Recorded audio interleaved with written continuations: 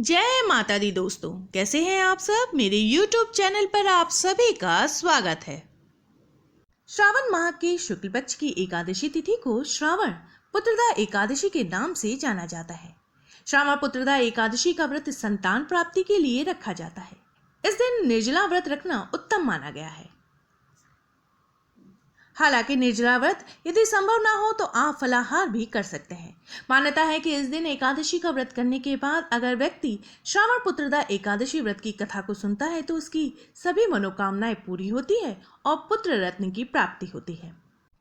व्रती को एकादशी के एक दिन पहले अर्थात दशमी तिथि की रात्रि से ही व्रत के नियमों का पूर्ण रूप से पालन करना चाहिए। सूर्योदय से पहले उठकर स्नान आदि से निवृत्त होकर शुद्ध और स्वच्छ धुले हुए वस्त्र धारण करने के पश्चात श्री हरि विष्णु का ध्यान करना चाहिए।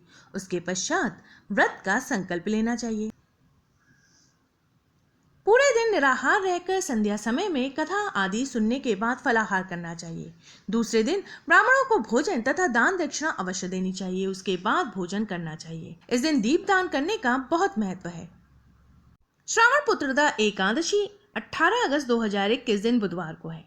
वहीं पारण यानी व्रत तोड़ने का दिन रहेगा 19 अगस्त को सुबह 6:32 से 8:29 तक। वहीं पारण की तिथि के दिन हरिवासर समाप्त होने का समय रहेगा सुबह 6:32 पर। एकादशी तिथि का प्रारंभ हो रहा है 18 अगस्त की सुबह 3:20 पर और समाप्ति होगी रात के 1:05 पर। श्रावण पुत्रदा एकादशी व्रत की कथा के अनुसार प्राचीन काल में भद्रावतीपुरी नाम का एक नगर था। यहाँ पर सुकेतुमान नाम का एक राजा राज करता था। उसके विवाह के बाद काफी समय तक उसकी कोई संतान नहीं हुई। इस बात से राजा व रानी काफी दुखी रहा करते थे।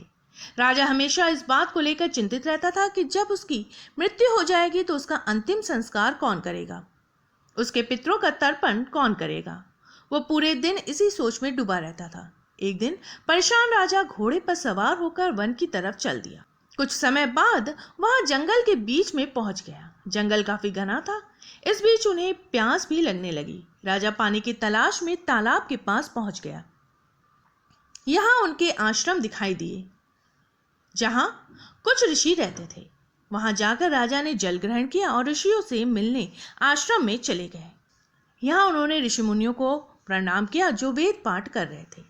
राजा ने ऋषियों से वेद पाठ करने का कारण जानना चाहा तो उन्होंने बताया कि आज पुत्रदा एकादशी है। अगर कोई व्यक्ति इस दिन व्रत करता है और पूजा करता है तो उसे संतान की प्राप्ति होती है।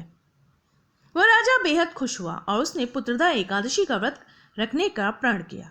राजा ने पुत्रदा एकादशी का व्रत किया, साथ ही विष्णु के बाल गोपाल स्वरूप की आराधना भी की। सुकेतुमान ने द्वादशी को पारण किया। इस व्रत का प्रभाव ऐसा हुआ कि उसकी पत्नी ने एक सुंदर संतान को जन्म दिया। पौराणिक मान्यताओं के अनुसार अगर कोई व्यक्ति पुत्रदा एकादशी का व्रत करता है तो उसे पुत्र की प्राप्ति होती है। साथ ही कथा सुनने के बाद मोक्ष की भी प्राप्ति होती है।